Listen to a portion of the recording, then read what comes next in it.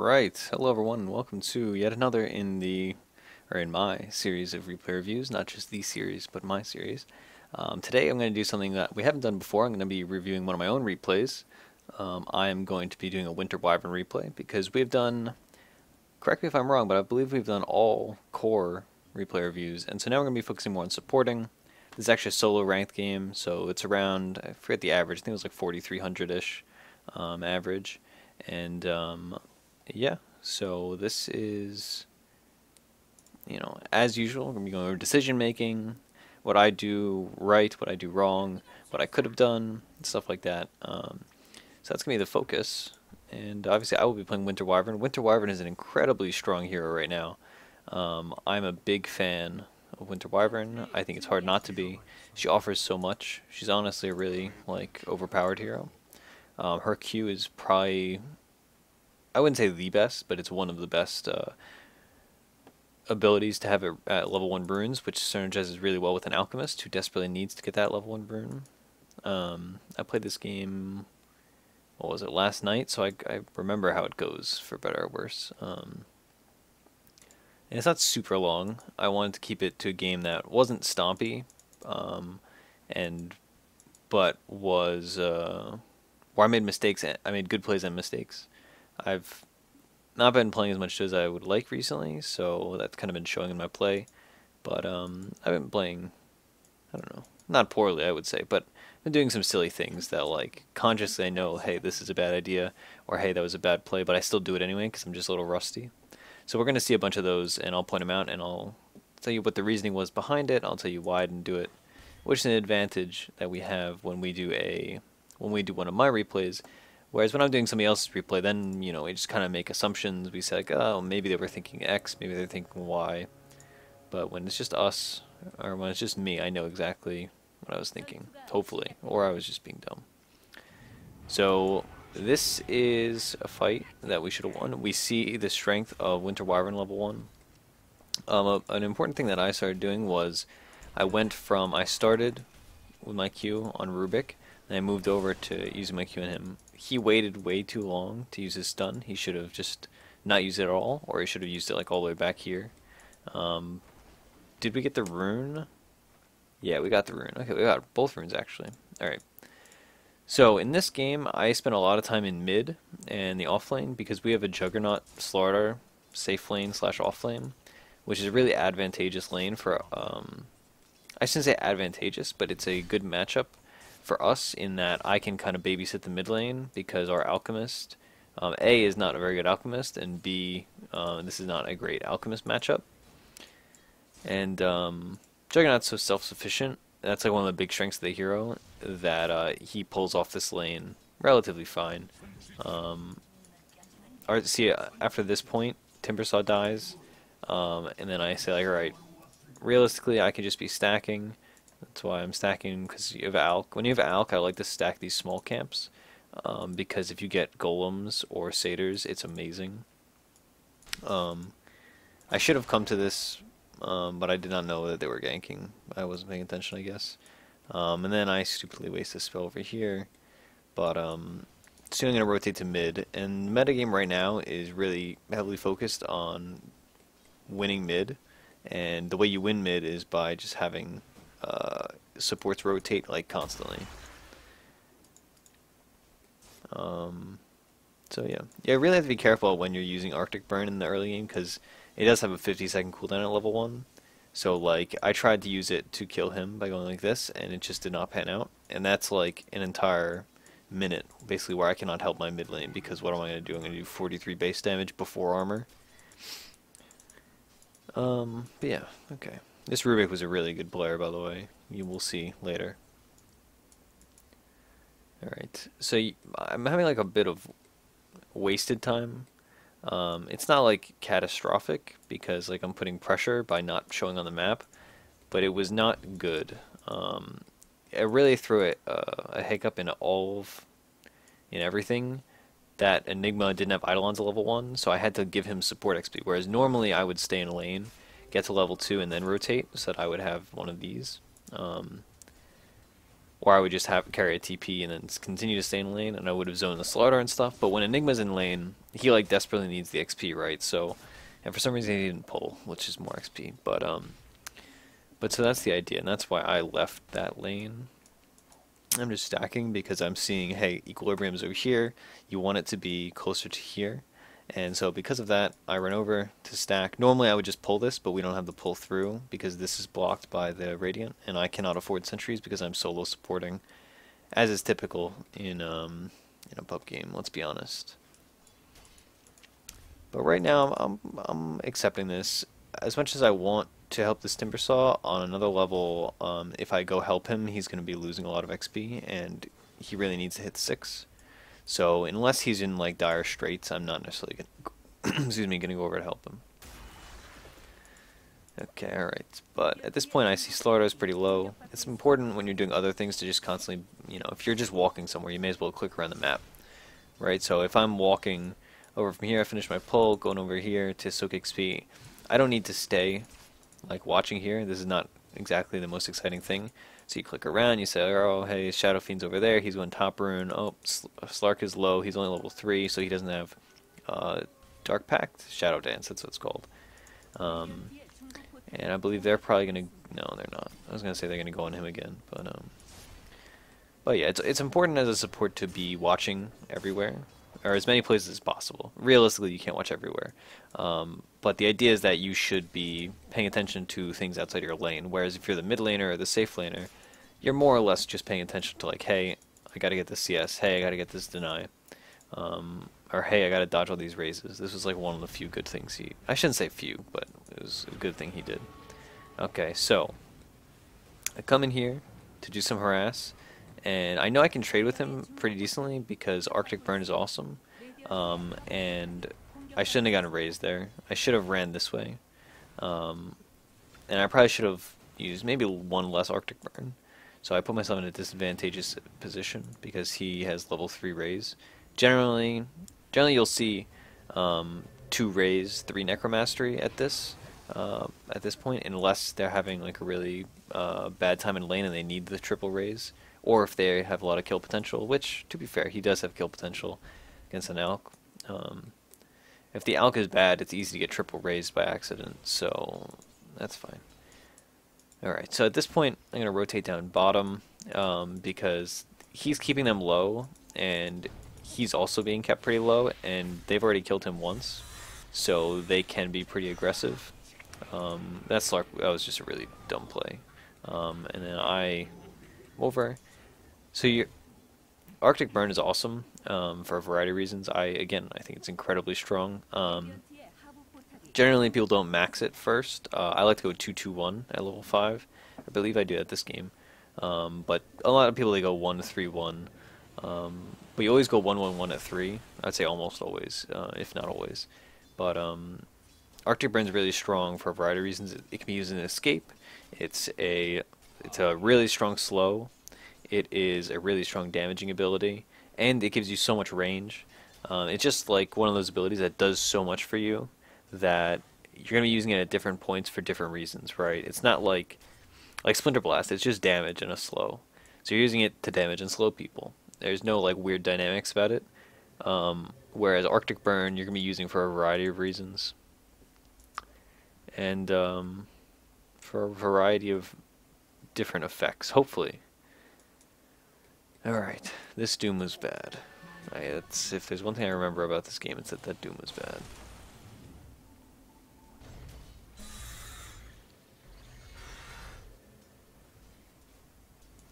Alright, so now I know, like, hey, Timbersaw is level 6. I can get a lot done if I help him out. An important thing to think about with Arctic Burn is that just the way Arctic Burn scales, it puts a dot on, and the dot can't. If you keep hitting the same person, the dot doesn't like duplicate. The dot stays like, oh, it's just one stack of the dot. So the thing that really what you've got to do is you've got to use it multiple times, or on multiple different targets, not multiple times on one target. I would say, like, if you have a main target, do it like on them first, and then when your thing is about to end, then do it on them again to refresh the dot at the end. but Winter's Curse, or not Curse, Arctic Burn lasts 6 seconds, and the dot lasts 6 seconds, I want to say. Yeah, flight duration 6, burn duration 5. So yeah. And as we see, I left my Jug alone, but he's doing just fine, because this is a matchup that, unless one player like drastically outplays the other, it's pretty neutral, and then once Jug hits 6, it's decently advantaged. That said, also, if Slardar hits 6 first, then Jug can't really trade with him because Slardar will just ult him. So we're going to try to set up a kill here. And I kind of know this. I kind of see them posturing around mid, and we don't know where one of the runes are. So what I'm going to do is I'm just going to pop Q, harass everybody, slow them down, so that our alchemist buddy can make a quick escape. Enigma working towards that blink. His early game was really messed up, so you can forgive the like kind of late blink. But at the end of the day, it's whenever you get the blink, it's still a big deal. Even if it's late, it's still a blink dagger. Right now, Doom's trying to posture and be a little aggressive in our jungle. He wards this camp, which makes some sense. I mean, it gives good vision. It forces me to buy sentries. He knows I do not have sentries yet, and it's a really annoying ward. Like, obviously we know that, like, almost immediately when you see this guy walk up there, you just assume he's warding. And so once we have that information, then we see, hey, he's missing an item in his 3rd slot. It's not like he bought 5 items. He obviously had something in that slot, and now there isn't. So yeah. And yeah, since we were fighting so much, I went for the double 2 points Arctic Burn before 2 points Splinter Blast. One of the big reasons I did this was because I find that Wyvern has a ton of mana problems until she has mana boots if you max Splinter Blast. So like if we look at our mana pool right now, we have 470 mana give or take. That would be, we're always going to use at least 1 Arctic Burn. So that's 110.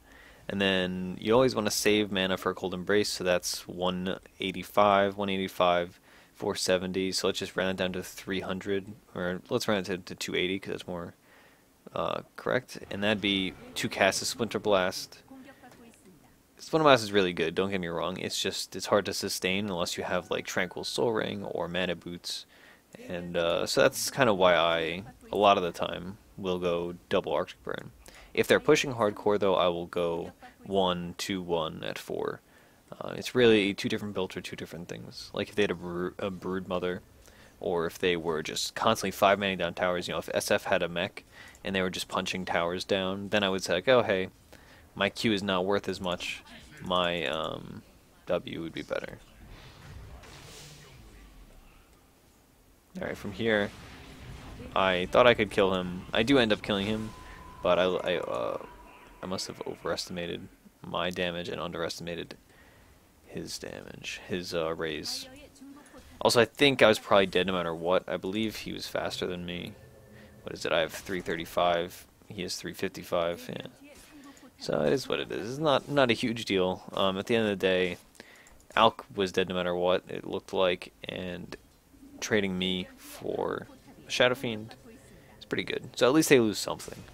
I think that's the idea that I'm trying to think about. And Alk's gonna have an okay timed Radiance. He wasn't bad. He just wasn't the best Alk. It is what it is. You know, you can't choose your teammates. This was solo ranked after all. They're gonna try to angle on this Slardar, as people are prone to do. Oh gosh. Okay. All right.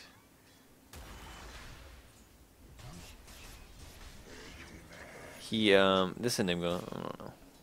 Again, it is what it is. We're not gonna focus on their problem as much. So since we have an Alchemist on our team, we gotta super focus on stacking. You should always be paying attention on the clock, especially when you have some hero that really likes taking stacks on your team, like an Alchemist, or you know, if you have a Sand King that is not doing so hot, stuff like that. Or an SF or a Lina, really any mid that has wave clear, or any core that has wave clear, you're going to want to give them some deference to farm, and you're going to want to hand them over some stacks when they need them.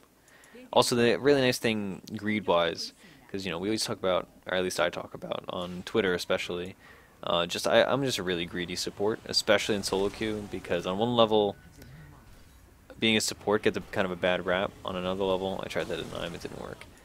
Another level, like, yes, you can do a ton without items as a support. That's just the nature of the role. But on another level, since you can do so much without items, that also means that if you get items, you can do that much more. So that's one thing to think about. And in that, I'm trying to hit 6.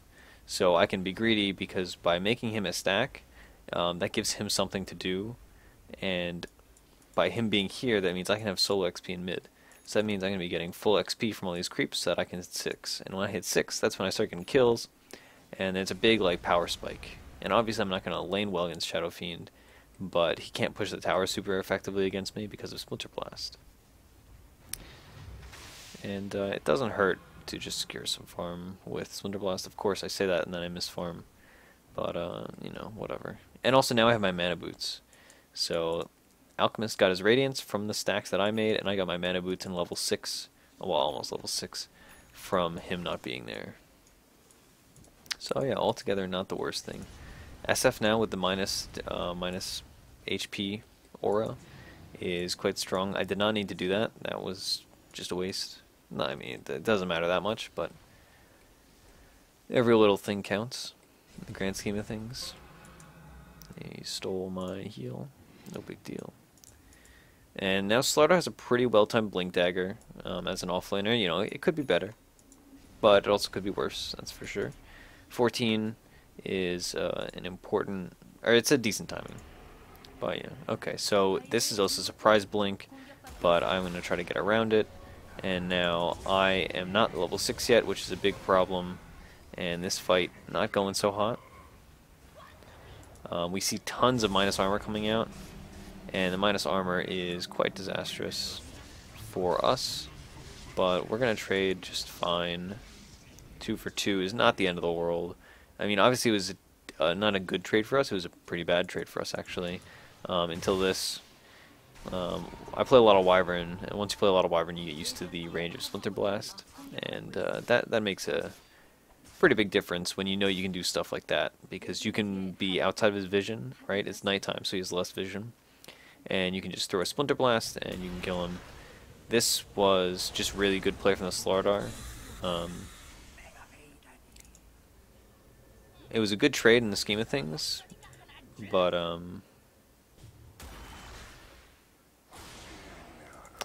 it just was not quite enough. Ideally, my plan was to just blink in there and ult. Or not blink, but to TP in there and ult.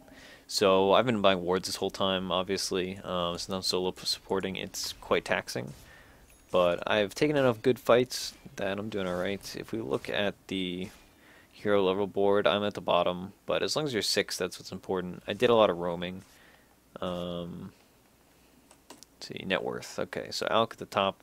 Of course, me at the bottom, but again, Wyvern is one of these heroes. Oh, whoops, I did not mean to pause. Wyvern's one of these heroes that you don't need to be at the top of the leaderboard or top of the net worth chart to do stuff, right? Alk does. Wyvern, not so much. And Wyvern does a lot without items, so that's why you're going to see me do a really... not sure what the wording would be, but I'm not going to buy a lot of items, put it that way. Right after this, I'm just going to go right for Blink. Some games I'll go 4 staff, but generally what I'll do is I'll like plan for a Blink, but if things go bad, I'll get a 4 staff. And at this point, this is kind of a bit of wasted time for me.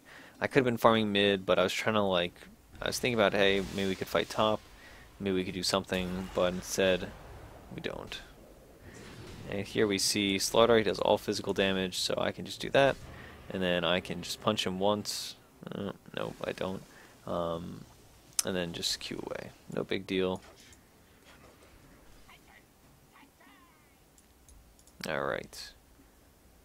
And now, yeah, I mean, when you are amplified damaged, you can't be like as adventurous as one might like. So yeah, no big deal though. Alright, once you see a Slark, you gotta kind of dodge out of the way. And then from there, I'm gonna... Okay, so I was just trying to get a Winter's Curse off. I was just thinking like, hey, I gotta do something. It worked out. Obviously, Slardars are really a big deal. Slardars most of their chase, right? So if we think of them They don't have any stuns here, other than Rubik and Slaughter, and we know Rubik wasn't there. That said, they try to fight into us, but we've left Jug alone, so he has his Battle Fury, he can farm a bit, and our carries just kind of clean up. They do steal Omni Slash though, and that is problematic. Especially Jug with this build, it's like a really strong build, but at the same time, he has so few stats. That is dangerous. Right, so Slark's doing a Shadowblade build, which makes sense because generally you'll see like the Shadowblade builds when there's only one support on the enemy team, because it just really sucks. Like realistically, I'm doing fine, so I can afford, as you'll see, to buy a bunch of Sentry wards, a bunch of Observers wards. But in other games, you know, if this was not 13-16, if it was like 13-3 or like 13-5, 13-6, something like that, or if they had complete map control, like they haven't taken a single tier 1, we've taken 2 of theirs. Then the Shadowblade would be even better, because I would be like, hey, I wouldn't have mana boots at this point. I'd be like, oh boy, brown boots and sentries, oh, and Enigma would have to help me, and then that would slow down his Greaves, and it would just be a bad time for all. So yeah. Right, so continuing skill build wise from here, this was a terrible black hole. I don't know why the Enigma didn't do the best stuff. Alright, but it worked out, you know. Much as we may flame, it worked out. He could have just blinked forward though. Like, actually, let's back up there. Okay, alright, let's just watch Enigma. I remember wanting to flame him, but restraining myself. Okay, alright. So, is he going to blink? See, he had a blink dagger. There was like... Alright, let's just slow this down. Whoops. Okay, alright. Enigma has a blink dagger. He could blink right here. Granted, I guess he's thinking like, hey, I don't want Rubik to steal it. But Rubik does steal it anyway. See, Rubik steals it, and now he has Black Hole. God, okay, whatever. That was just really bad. He randomed Enigma, to be fair. I didn't make a point of that. But alright, whatever. Okay, so just continue. I'm going to get a little pushing in, and I am going to hang out. I have full mana, so I can do stuff like this, and when you have 2 points in this, 40-second cooldown is not that bad, so I can kind of walk around. And in this kind of fight, it's difficult, because without vision, you know, you're going to be really wary about using Winter's Curse, and really wary about using Splinter Blast. I tried to get him. I thought I would do more damage, but it turns out I didn't, and that was a big misplay. Not a big misplay, but it was a misplay. I mean, overall, we just shouldn't have been there. Like, we shouldn't have dove, but we did. That said, I mean, we got the tower. We did win the earlier fight, so it's not the end of the world. And I think this is where we all flame the Enigma for being an idiot. And I gave him the benefit of the doubt. I was like, oh, okay, maybe his blink went on cooldown because of burning ground or whatever. But it turns out that was not the case. He was just bad.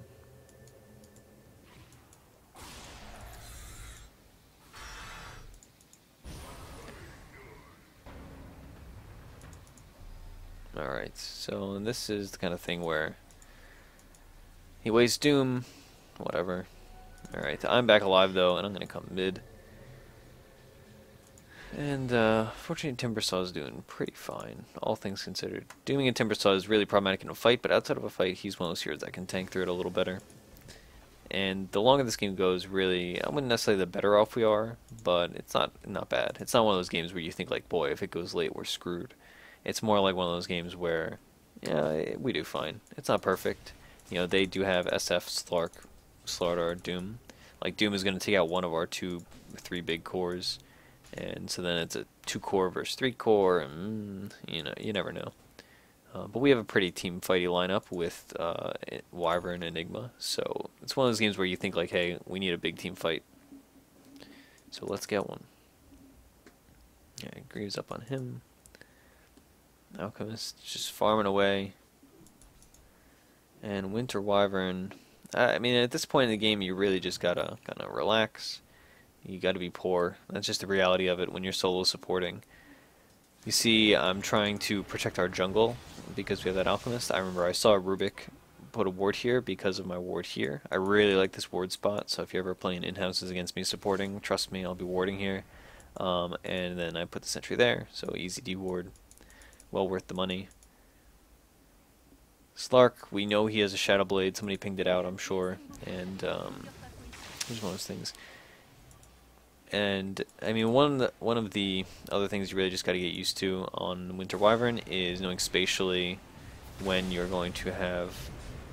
Alright, so I know if I put him there, I can kill the Rubik because his teammates do a lot of damage and he does not. That said, my team just decides to like die a bunch. He really overestimates the amount of damage he does, and he dies for it. I can't help him because I'm doomed. Slardar, you just gotta kite him, and then yep, and that's what we're talking about. You use the Arctic Burn as an escape, and you gotta take the quickest route because I mean 6 seconds only lasts so long. And from there, I don't know how my W did not go off on that guy, but it didn't. I could have saved him, but I figured if I did that, he would just Shadow Raise him. So I did not. And I'm still pretty sure I was right, but I mean, maybe I could have. I mean, you'll never know, right? It's one of the things about replay reviews is you can talk about what you should have done, but at the same time, he probably would have died anyway. Let's be honest. At this point, Slardar is gonna get his Force Staff, right? Yeah. So Force Staff. Blink Dagger, Slardar is scary stuff. That's a lot of mobility that I'm not going to really want to deal with. Alright. Boy, I should turn the light on because it's so dark. Alright. Oop, now I'm yellow, but whatever. Okay, alright. So I just got over work, so I'm not as oriented. But I really wanted this replay review because we haven't done one in a while. And we don't talk about supporting enough. And supporting is really hard. Supports get a bad rap, right? People think like, oh, supporting it's so easy, that's what you teach your friends to play on. You're like, hey idiot, just come play Lich. All you gotta do is click 2 buttons. Or I'll play Wraith King support. You just get 1 button, you can't die. Ogre Magi, he has 19 armor at level 2, he never dies, stuff like that. But in reality, it's a lot easier to just punch creeps and get gold. You know, that's a gross oversimplification. But it is not easy to support and have that much like spatial reasoning.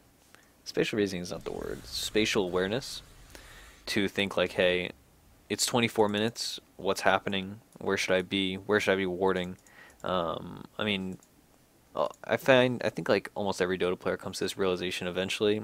At some point in their Dota career, they think like, hey, I need to they learn to appreciate supports. That's the basic idea. I don't like this Alk build. I mean, Heart is fine, but against this team, I feel like a AC would have been way better, like extremely better, like super better, because right, they do Shadow Fiend -6 armor AOE. We have Slardar minus what, 15 armor. And then on top of that, like, it would benefit the rest of his team because that SF aura is, it's affecting everybody, not just, whereas like Slaughter, it's only affecting 1 guy. So if we go to, let's close this, AC plus 10 armor, and another 5, so you can change a lot. All right, let's close shop. I have my hotkeys differently for observing, so things are messed up. This Slardar was such a player, by the way. I don't remember who was the highest in their team, but the Slardar was quite good. Alright, and now they've done the Slardar. It is inconvenient. He stole, that wasn't me. Rubik stole Winter's Curse from when I last used it. I don't even remember when I last used it. But that's not the end of the world. I mean, Enigma, it's not good. I shouldn't, that's not really an excuse. You really never want to have your big ults get stolen. But yeah, he now has a Glimmer Cape. That item is awesome. But I can kind of kite him around, and I know like it's something to be aware of, like when they have used their abilities and when they haven't. So I know like, hey, he's used his abilities. I was trying to kill him, but he killed me instead. That was silly. I was being too greedy. And that's just one of those fights where we really should have just sacked the Enigma. We should have said, like, right, Enigma's dead. That's the end of it. Let's just let him die and then be done with it. But instead, we thought, like, hey, maybe we can turn it. But we couldn't. I mean, we didn't have Wyvern ult. Alchemist doesn't have fighting items. He just has Radiance and a Reaver. And TPs. Excuse me. And Juggernaut, I mean, he has fighting items, but he wasn't there, I don't even think. Which, I mean, admittedly, now it seems like that was the right call, but yeah. So at this point, Shadow Fiend is getting pretty stacked. He is ahead of the net worth, ahead of the Alch, and that's not something you ever want to happen. If you're playing Alchemist and you're not number 1, you're not playing very well. And something is going very wrong. Alright, so... Fun fact, all these shopkeepers are different, guys. They're all different.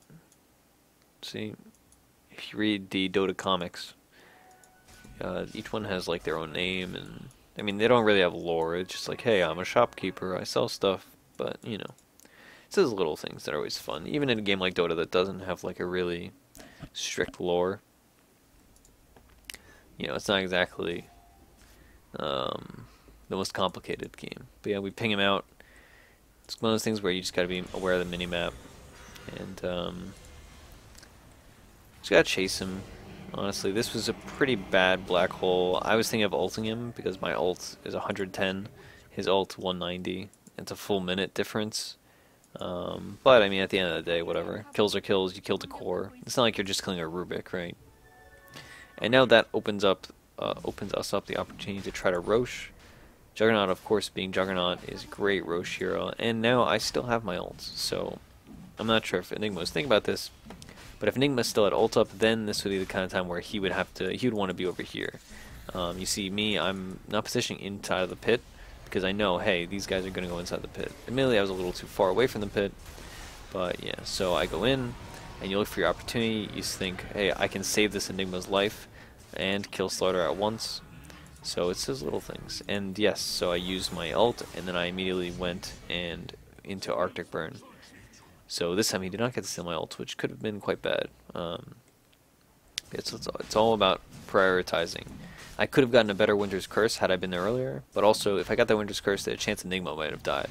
So I had to kind of balance out making a defensive curse with making an offensive curse. So not only do I assure that Slaughter dies, but I also help Enigma live, which is nice. I also probably could have just used E on him, but I did not.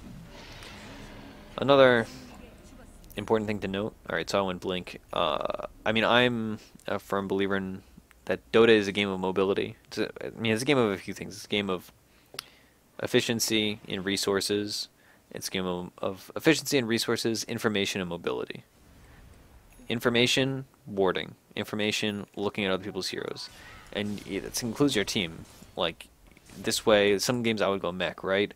But I have the information, like, hey, Enigma is going mech earlier, so I know that, and I can make sure that I don't then waste 2,300 gold. And then, yeah, vision. Vision is information. To be fair, you kind of bundle those things into one. And what was the third one? Vision, information, efficiency, and resources. It's all about, like, if you're behind and you buy like I'm not going to make an example right now. I'll continue that metaphor in a bit. It's not a metaphor. It's I don't know, a thesis. Alright, so this was just a bad fight. SF's way too fat right now. It's really dangerous to fight into him. They fought into him without their team. It was just suicidal. We didn't have Black Hole. And now, like, stuff's just going from bad to worse. And I stopped the, what's his name, ult. And this is one of those times where you just gotta, you find who has all these, what's it called? This is really just not good. I try to fight him, but he actually regens so much from my hits because of the HOD that I actually don't damage him. So, yeah. But it worked out. It's just one of those things where you take a fight right after you have Blink, and you can kind of surprise people with a big curse. Mobility, you know, I blinked up to chase the SF to give vision, like we were talking about, one of the core things of Dota, to the Juggernaut.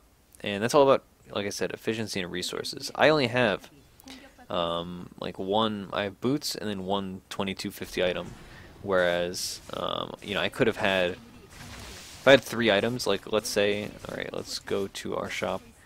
Let's say I had, okay, so I have boots and 2250. Let's say I have mana boots and I have drums and I have a medallion and let's just say, and a glimmer cape. All that, they offer you things, but they don't offer you the same thing. So you gotta think, hey, in this game, what do I need? And what do I not need? I think, hey, they have a ton of armor. That's actually not true. They don't have a ton of armor. Solar Crest would have been pretty good this game. But I think, hey, I need to be mobile because these fights are going all around. We have a Slark that's jumping around. We have a Blink 4-staff Slardar. We have Doom who's super fast. We have a Rubik who I assumed was going to go for a Blink Dagger at some point.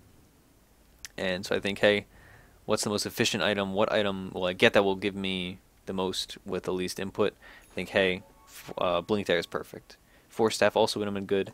Generally, my rule is I go for Blink, and if I'm having a bad game, then I'll get a 4-staff. And from here, 1-1 team fight, I have a ton of money. Now I'm going to go for a pack of sentries and a Ghost Scepter because they, at this point, are doing so much physical damage. Earlier on, it was a lot of magic damage from raises and from Slark combo. But at this point, it's more about Shadow Fiend just punching me to death and Slardar jumping on me and punching me to death. So, and also Slardar. I mean, obviously, it doesn't matter if you're amp damaged if you are Ghost Sceptered. Okay, and now we can start rotating as a group because we have Aegis, and we just won a big team fight. So not only do we have Aegis, but we now have a not insignificant just advantage in money and advantage in XP and advantage in momentum is something to think about. I mean, obviously momentum is not a quantifiable stat, right? Whereas other things are, but momentum is important because these guys thought like, hey, we just lost a big fight, we're having a bad time, and you really got to think, is this the time to fight? And they might be a little worried about if this is the time to fight or not.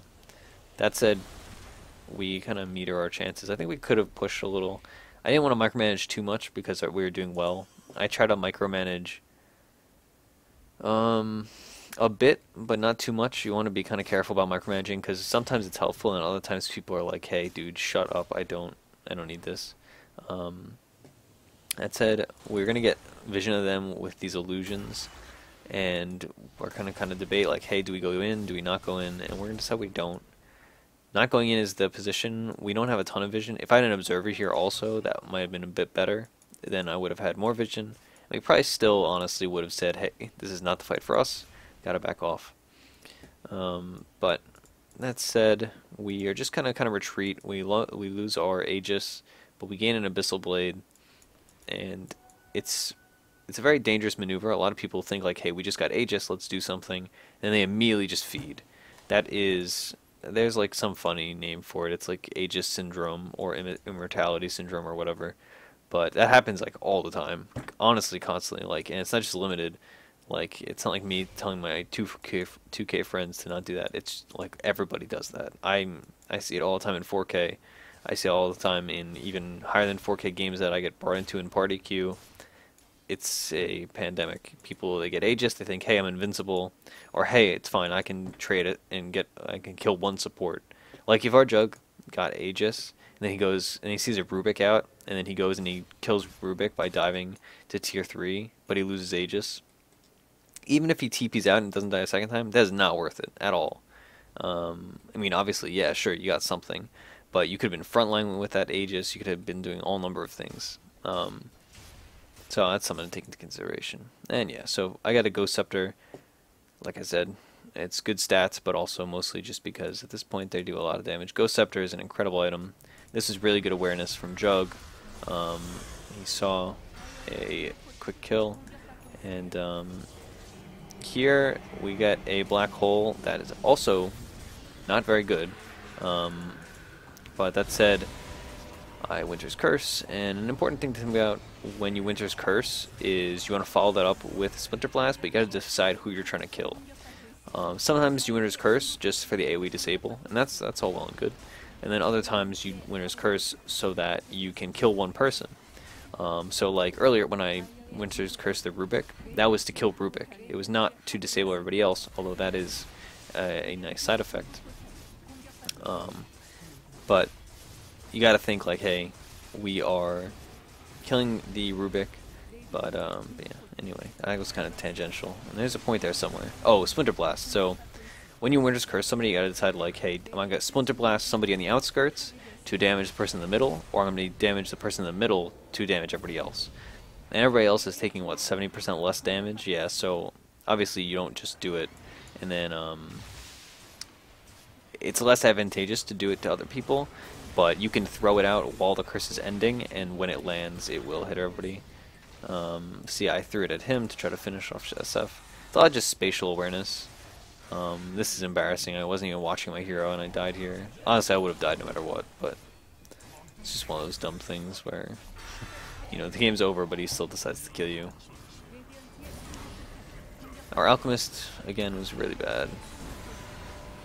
But it worked out. I mean, our team fight triumphed and our Juggernaut did quite well. And that's really all you can ask for in a game.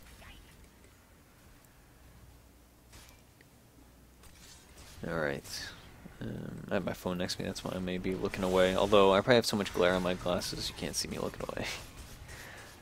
Alright, so yeah, I mean, the basic idea here is to talk a little bit about supporting, a little about prioritization of economy. Think of it like, hey, that's like a Midas. Midas is one of those items. It's 2,000 gold, and it's an investment item. So some games, it's really efficient because you think, hey, this game's going to go late. I should buy the efficient thing. It's going to give me so much money in the long run. It makes sense. And other games, you think, hey, we're fighting a lot. 2,000 gold for like whatever it is, 50 attack speed is not efficient at all. It's like, you know, it's awful. So you got to think. It's all about efficiency. And really, at the end of the day, it's that. Or like on Ember Spirit, the difference between a rapier and a Daedalus.